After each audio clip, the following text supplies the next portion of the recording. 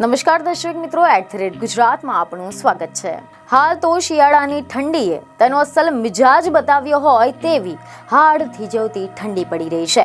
ઉત્તર ભારતમાં થયેલી હિમવર્ષાની અસર ગુજરાતમાં પણ જોવા મળી રહી છે। રાજ્યમાં છેલ્લા 2 દિવસથી ઠંડીમાં વધારો જોવા મળ્યો છે અને આગામી દિવસોમાં હજુ પણ તાપમાન ઘટવાના કારણે રાજ્યમાં ઠંડી વધશે।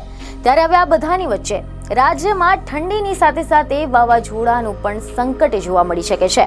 જી હા, કારણ કે હવામાન નિષ્ણાંત અંબાલાલ પટેલે ભારે ઠંડીની સાથે સાથે વાવાઝોડાની પણ આગાહી કરી છે અને આના કારણે રાજ્યમાં વાદળછાયું વાતાવરણ પણ સર્જાઈ શકે છે। જી હા, સમાચાર એવા મળી રહ્યા છે કે હવામાન નિષ્ણાંત અંબાલાલ પટેલે આગાહી કરતા જણાવ્યું છે કે 23 ડિસેમ્બરથી રાજ્યમાં ભારે ઠંડી પડશે। તો 16 થી લઈને 22 ડિસેમ્બર દરમિયાન વાદળછાયું વાતાવરણ બનવાથી અરબ સાગરમાં લો પ્રેશરની પણ સંભાવના છે અને આગામી 48 કલાકમાં મહેસાણા, બનાસકાંઠા, સાબરકાંઠા અને પંચમહાલ જેવા જિલ્લાઓમાં ઠંડી વધી શકે છે। બંગાળના ઉપસાગરમાં પણ લો પ્રેશર બની શકે છે, જેથી દક્ષિણ ગુજરાતમાં વાદળછાયું વાતાવરણ જોવા મળશે તો કેટલીક જગ્યાએ છાંટા પણ થઈ શકે છે।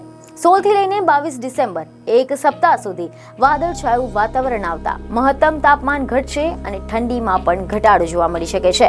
તો 23 ડિસેમ્બર બાદ હાડ થીજવતી ઠંડી પડશે।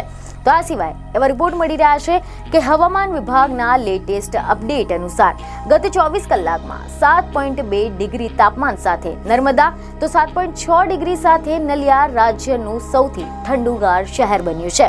દાહોદ અને ડાંગમાં પણ લોકો કડકડતી ઠંડીમાં ઠર્યા છે।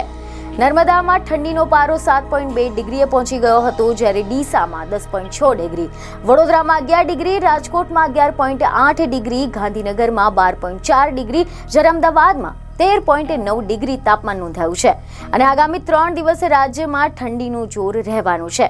રાજ્યમાં તાપમાનમાં હજી પણ 2 ડિગ્રીનો ઘટાડો નોંધાશે। બીજને ખબરો સાથે ફરી મળીશું। ધન્યવાદ।